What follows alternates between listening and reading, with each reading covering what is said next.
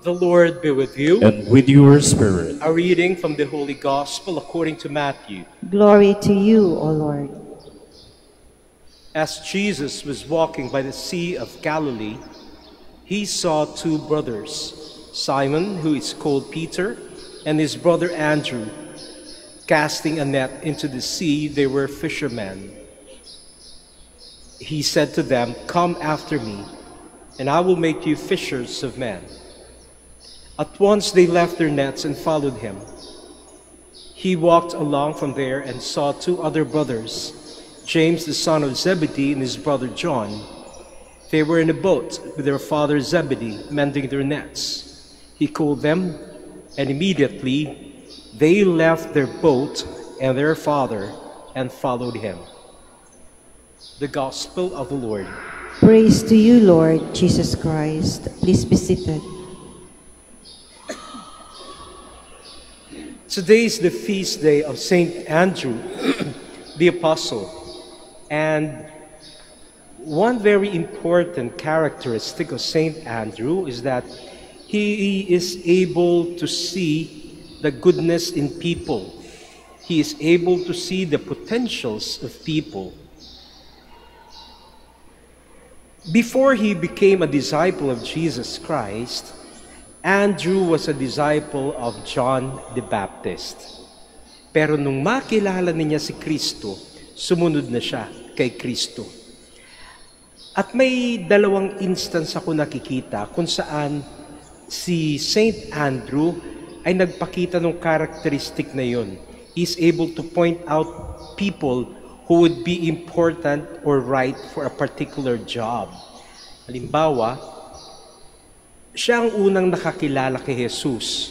Sa ibang ebanghelyo, sa kay Juan, siya ang nagturo sa kanyang kapatid na si Simon para maging disipulo kay Jesus. And if you remember, dun sa kwento kung saan pinarami ng ating Panginoon yung tinapay at isda, marami kasi, libo-libo yung nagugutom.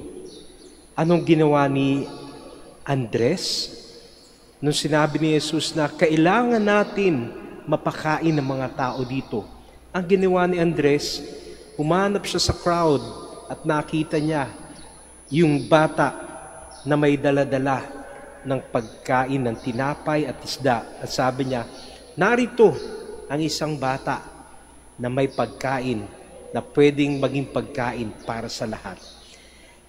And that is so unique and beautiful of Andrew, to be able to recognize potentials in people. Nakikita niya who is the right fit, nakikita niya who is the right person for a particular job, nakikita niya kung sino magiging magaling at mahusay at bagay para sa ministry na ito. And he was not the kind of person who would take it upon himself na ako ang gagawa, na kapag may kailangan gawin, ako kinakailangan ng gagawa para akong bida. Hindi. He gladly took the back seat and allowed other people to shine. Dahil para sa kanya, ang mahalaga, hindi yung kapakanan niya, pero kung sino ang pinaka nararapat dito sa particular na trabahong ito. And I believe it tells us a lot about how we do ministry in our church. Many times it's not about us, or the ministry is not about us becoming popular, but it is about us being able to see good in our fellow people, sa ating mga kasamahan. Hindi yung naiinggit tayo sa kanila, hindi yung parang nai-insecure tayo kapag ng ibang tao ay napapansin o nagsashine. Hindi.